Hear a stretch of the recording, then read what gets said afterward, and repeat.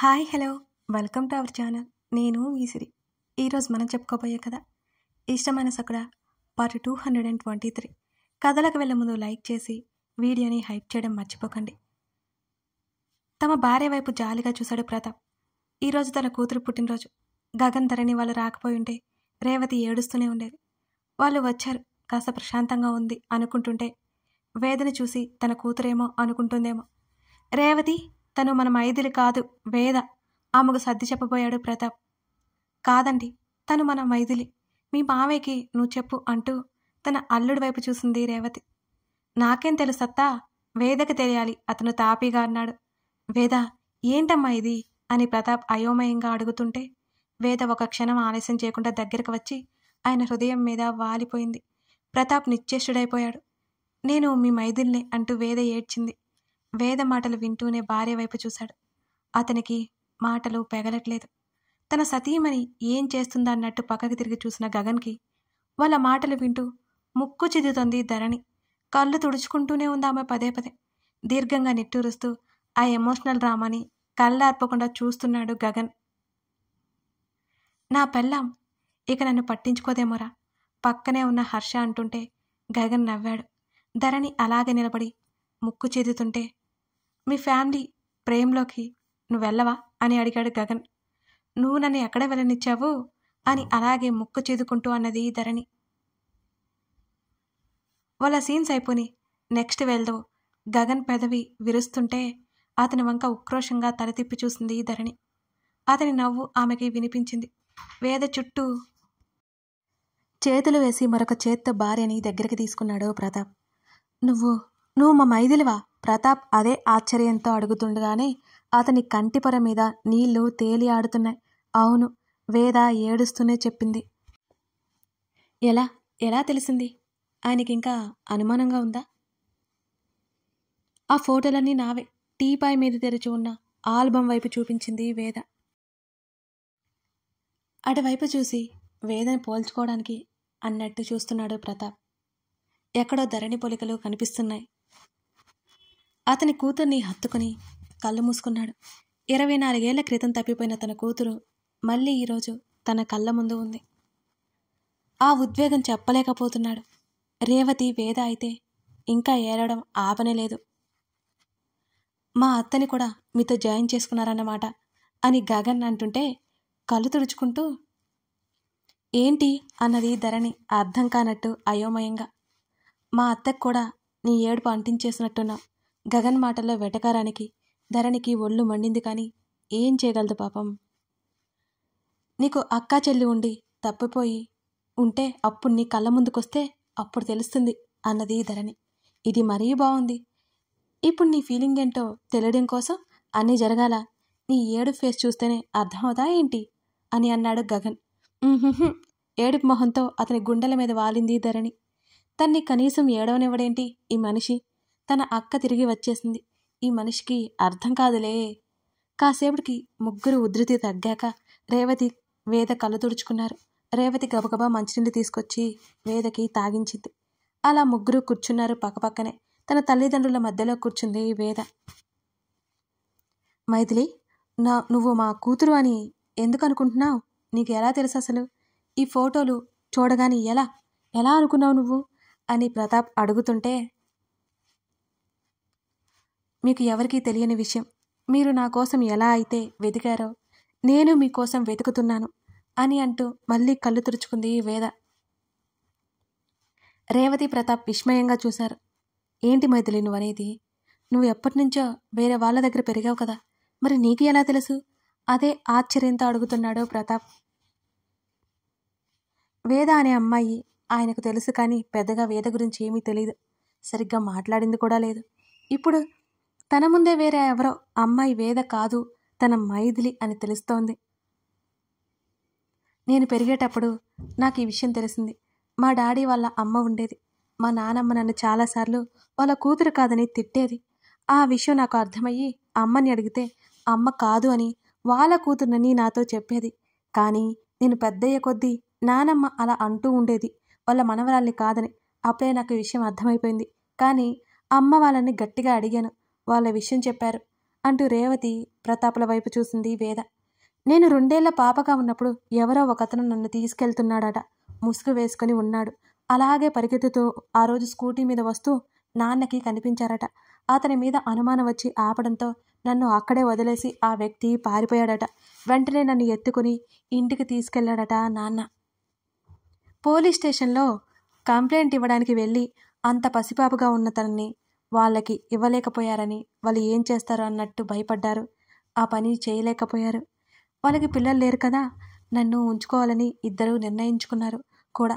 కానీ నా కన్న తల్లిదండ్రులు నా కోసం ఎంత వెతుకుతున్నారని వాళ్ళు ఆలోచించి పేపర్లో యాడిచ్చారు. అప్పుడు ఒక అతను ఎవరో తన కూతుర్ని అని నన్ను తీసుకెళ్ళడానికి వచ్చాడట. నన్ను ఇచ్చేస్తామని తర్వాత రోజు రమ్మని నాన్న అతని గురించి ఎంక్వైరీ చేస్తే అతని పిల్లలు అమ్ముకునే వ్యక్తిని తెలిసి నాన్న భయపడ్డారు. ఆ తర్వాత అతన్ని పోలీసులకు పట్టించి నన్ను వాళ్ళే పెంచుకున్నారు. నన్ను ఎప్పుడూ పరాయి వ్యక్తుల్లో వాళ్ళు చూడలేదు.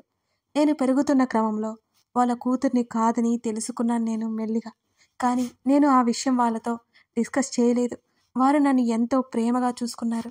సొంత కూతురు కంటే ఎక్కువగా నన్ను ప్రేమించారు, చూసుకున్నారు. వాళ్ళు నా అమ్మ నాన్నలు, ఆ ఇల్లు నాది అన్నట్టు నేను పెరిగాను వాళ్ళతో. నా చదువు కోసం అన్నీ అమ్మేసుకుని మరీ నన్ను చదివించారు. నేను ఏది కోరితే అది తెచ్చిపెట్టారు. కానీ వాళ్ళు నా కన్న తల్లిదండ్రులు కాదు, నా తల్లిదండ్రులు. ఏమయ్యారో నాకు తెలీదు. నేను స్టడీస్కి వెళ్లే ముందు నాన్నతో విషయం మాట్లాడాను. నాతో తప్పక నిజం చెప్పి నేను ఎవరి కూతురునో వెతకడానికి ఆయన సాయపడ్డారు. నేను తప్పిపోయినట్టు పోలీసులో పాత కేసులు స్టేషన్లో ఉన్నాయేమోనని వెతికించారు. నేను అప్పటినుంచి మీకోసం వెతుకుతూనే ఉన్నాను. నాకు మీరు ఎవరో తెలియదు అసలు. మీరు నన్ను పోగొట్టుకుని ఎంత బాధపడుతున్నారో అని ఆ ఆలోచన నాకు వచ్చినప్పుడల్లా పిచ్చిదాని చేసేది. ఇక నాలో ఓపిక పోయింది. ఎప్పటికైనా మీరు కనబడతారని ఆశ ఉండేది. ఇక వెతకడం మానేశాను నేను. ఇదిగో ఇవాళ అసలు విషయం బయటపడింది అంటూ గగన్ వైపు చూసింది. అందరి చూపు గగన్ వైపు పడింది. రేవతి వేదని దగ్గరకు తీసుకుని అలాగే ఉండిపోయింది. నాకు తెలిసి గగన్కి ఇదంతా తెలిసి నన్ను ఇక్కడికి తీసుకొచ్చుంటాడు అని వేది ఖచ్చితంగా చెప్తుంటే అందరూ ఆశ్చర్యంగా చూశారు, ఒక్క హర్ష తప్ప. నిజమే కదా? గగన్ వైపే వెళ్ళి వేలు చూపిస్తూ అడిగింది వేద. ఈసారి క్రెడిట్ మీ ఆయనకిద్దాం వేద. నువ్వు మా అత్త తప్పిపోయిన పెద్ద కూతురని మీ ఆయన వల్లే నాకు తెలిసింది. కాబట్టి ఈ క్రెడిట్ వాడికే ఇచ్చేద్దాం. ఏమంటావు అని గగన్ నవ్వుతూ అన్నాడు. మీ ఇద్దరు నాతో ఎందుకు చెప్పలేదు ముందే? పెద్ద శాడిస్టులు మీ ఇద్దరు. వేద అందరి ముందు గట్టిగా తిడుతుంటే హర్ష వాళ్ళు ఏమనుకుంటారని కంగారు పడ్డాడు. బిక్కుమంటూ అతను చూస్తుంటే రేవతి కూతురు వైపు సంభ్రమంగా చూస్తోంది. ప్రతాప్ అయితే తన భార్య లక్షణాలు కనిపిస్తుంటే ఆశ్చర్యంగా, కాసేపు విస్మయంగా, కాసేపు సంతోషంగా చూస్తున్నారు. మాట్లాడు, ఏంటి మాట్లాడు వేద అడుగుతుంటే, ముందే చెప్పేస్తే ఈ ఫ్యామిలీ డ్రామా మిస్ అయిపోతాం కదా అని గగన్ అన్నాడు. అప్పుడు ఏ సిచ్యువేషన్లో ఉందో స్ఫురణకొచ్చి తల్లిదండ్రుల వైపు చూసింది వేద. ఆమె కళ్ళు తుడుచుకుంది. మొత్తానికి నేను మీ దగ్గరికి వచ్చేశాను అంటూ వేద సంతోషంగా చెబుతోంది వాళ్ళతో. ఈరోజు నీ పుట్టినరోజు మైథిలి. ప్రతాప్ మాటలకి ఆశ్చర్యంగా చూసింది వేద. అవును అని అంటూ, మా దగ్గర నుంచి వెళ్ళిపోయిన దగ్గర నుంచి మీ అమ్మ నిన్ను తలుచుకొని రోజే లేదు. రాత్రి మొత్తం ఏడుస్తూనే ఉంటుంది. రాత్రంతా ఏడుస్తూనే ఉంది. మీరంతా ఉన్నారని మీతో సంతోషంగా నవ్వుతున్నట్టుంది, కానీ లోపల ఏడుస్తూనే ఉంది. కానీ ఇక ఏడవలసిన అవసరం లేదు.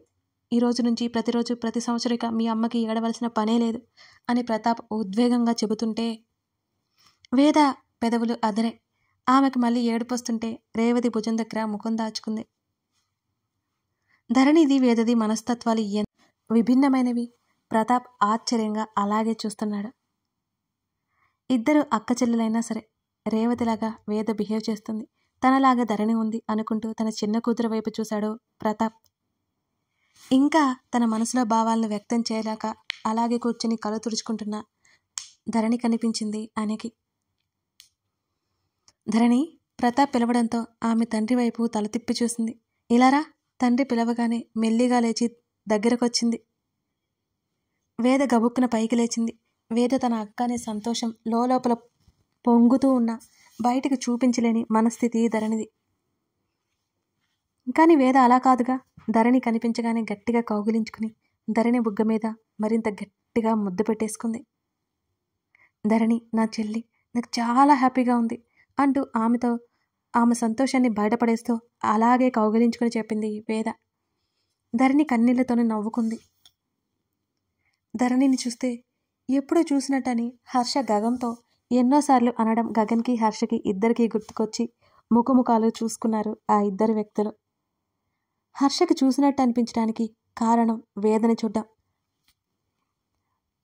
అలాగే వేదని మొదటిసారి చూసిన టైంలో గగన్ ఫీలింగ్ కూడా అదే. అన్నేళ్లు ధరణిని చూసి వేదని చూడగానే అతనికి అనిపించింది. అతనికి ఒకనొక సమయంలో అనుమానం కూడా వచ్చి కేశవ్ యమునతో మాట్లాడిన వేద వాళ్ళ కూతురే అన్నట్టు అతను డిసైడ్ అయిపోయాడు వాళ్ళ బిహేవియర్ని బట్టి. ప్రతాప్ ఇద్దరి కూతులని దగ్గరికి తీసుకుని తలకి ఆనించుకుని అలాగే ఉండిపోయాడు కాసేపు. పరీక్షించి చూస్తే వేద ముఖ కవలికల్లో ప్రతాప్ పోలికలు ఎక్కువ కనిపిస్తాయి. ధరణిలో రేవతి పోలికలే ఉంటాయి. కానీ లక్షణాలు మాత్రం వ్యతిరేకం. ప్రతాప్ ఆ విషయం తలుచుకుంటూ హాయిగా నవ్వుకున్నాడు. రేవతికైతే తమ కూతురు, తమ అల్లుళ్ళు ఎదురుగా ఉండడంతో కాలు చేతులు అసలు ఆడట్లేదు. గగన్ పైకి లేచి తన అత్త భుజం చుట్టూ చెయ్యేసి, అత్త కూల్, ఇక్కడ ఎవరు కొత్త వాళ్ళు లేరు, నువ్వేంటి అంత కంగారు పడతావు, కంగారు పడుకో, అలాగే నువ్వు హైరాణ పడద్దు, ఇది సంతోషపడాల్సిన విషయం అంటూ రేవతి కళ్ళు తుడిచాడు తన మేనల్లుడు. గగన్ ఛాతీకి ముఖం దాచుకుని రేవతి మళ్ళీ ఏడ్చింది. అతను ఆపలేదు. రేవతి కాసేపటికి కళ్ళు తుడుచుకుంది మళ్ళీ. ఈ విషయం నేను వదినతో చెప్పాలి అంటూ హడావుడిగా వెళ్ళిపోతున్న రేవతిని ఆపేశాడు గగన్. మేము హైదరాబాద్ వెళ్ళాక చెప్తాం, ఇప్పుడు చెప్పావంటే మమ్మీ ఈవినింగ్ కల్లా ఇక్కడికి వచ్చేస్తుంది అని గగన్ అన్నాడు. వస్తే రానివ్వు అనగానే డాడీ కూడా రావాలి, అక్కడ పనులన్నీ ఆగిపోతాయి అత్త అని గగన్ చెప్తుంటే, బిజినెస్ మ్యాన్వి అనిపించుకున్నావు. వేద కచ్చగా చూసింది అతను వంక. లేకపోతే నీకోసం అవన్నీ ఆగిపోవడం నాకిష్టం లేదు అని గగన్ మొహం మీదే చెప్పేశాడు వేదకి. నువ్వేంటి ధరణి, మీ ఆయన నన్ను అన్నీ అంటుంటే ఏం మాట్లాడవు అని చెల్లి వైపు చూసి భుజంతో తన భుజం తట్టింది వేద. వాళ్ళ మాటలు వింటుంటే రేవతికి ప్రతాప్కి మనసంతా నిండిపోవడం అంటే ఏంటో ఇప్పుడే ఈ సమయంలోనే అర్థమవుతోంది. ధరణి వేద మాటలకు బిక్కమొహం వేసుకొని చూసింది. మీ గొడవ మీరు పడండి, తన్నెందుకు ఇన్వాల్వ్ చేస్తారు మీరు అని హర్ష అన్నాడు ధరణికి సపోర్ట్గా. అప్పుడే బావగారి డ్యూటీ తీసేసుకున్నావన్నమాట నువ్వు అని వేద ఫక్కుని నవ్వింది. హర్ష నవ్వి ఊరుకున్నాడు. వేద మరోసారి గట్టిగా కళ్ళు తుడుచుకుంది. తన చిట్టి చెల్లి చెంపలు కూడా తుడిచింది పనిలో పనిగా. చచ, ఇక అసలు ఏడవకూడదు, ఇది హ్యాపీ మూమెంట్ అని అంటూ ధరణికి అటు తల్లిదండ్రులకు కూడా చెప్పింది సరే అన్నట్టుగా. వేద మాట్లాడుతూ ఉంటే వాళ్ళిద్దరూ మురిపెంగా చూస్తున్నారు. అప్పుడే మాటలు వచ్చినట్టుగా ఆ ముద్దు మాటలు వింటున్నా ఉన్నారు వాళ్ళు, ఆ తల్లిదండ్రులు ఇద్దరు. రేవతి, ప్రతాప్, వేద ముగ్గురు తల ఊపారు. వేదని అసలు వదిలిపెట్టట్లేదు రేవతి. పక్కనే కూర్చోబెట్టుకుని మాట్లాడుతోంది. ఆమెకి ఆరోగ్యం బాలేనప్పుడు ఆ సంగతులన్నీ అడుగుతోంది. ఏంటో మీ అమ్మ నిన్ను పట్టించుకోవట్లేదు అని చూస్తున్నావా అని ధరణితో గగన్ అన్నాడు. మా మధ్య నువ్వు అడ్డుకర్రలు వేయకు గగన్ అంటూ వేద గట్టిగా ఉంది. నువ్వేంటో తెలిసి కూడా వాడు ఆ పని ఎందుకు చేస్తాడు అని వెంటనే అన్నాడు హర్ష.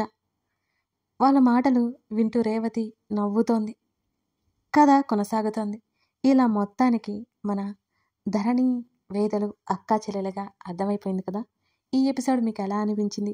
వాళ్ళ ఫీలింగ్స్ మీకు కన్వే అయ్యేటట్లు నేను రాశానా, చెప్పానా? మీరు కామెంట్ చేయడం మాత్రం మర్చిపోకండి. అలాగే మన ఛానల్ని సబ్స్క్రైబ్ చేసుకున్నట్లయితే సబ్స్క్రైబ్ చేసుకోండి ఇప్పుడే. Thank you.